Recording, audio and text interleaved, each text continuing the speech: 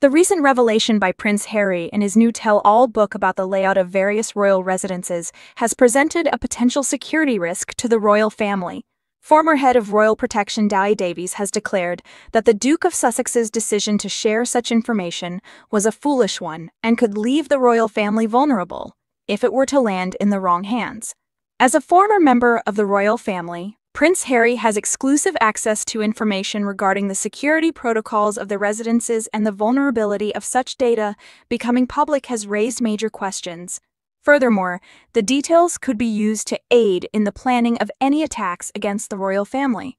Davies has strongly condemned the Duke of Sussex's decision and has demanded that he take steps to rectify the security breach.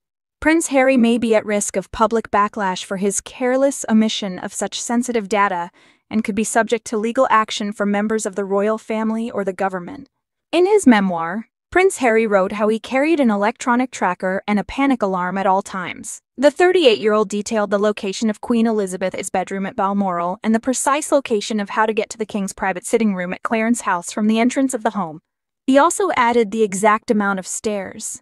Mr. Davies, who worked in police and security for more than 50 years, said, "These revelations give me great concern and will likely give great concern to Prince Harry's current team."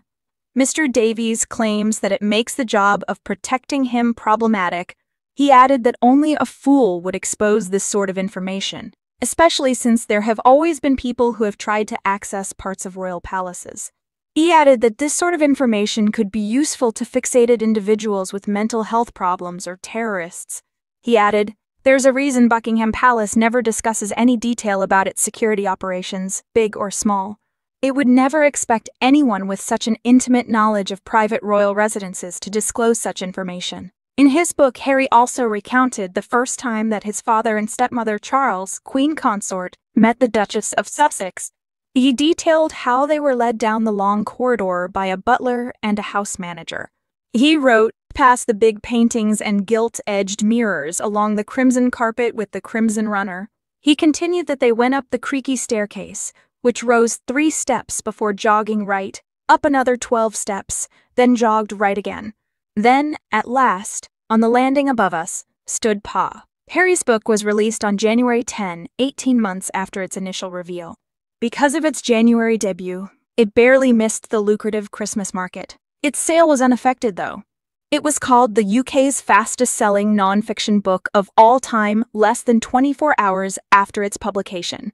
The palace has been quiet while the book's pages have been examined, despite the fact that Prince Harry's book is filled with stories from his youth, his connections with his family, and accusations.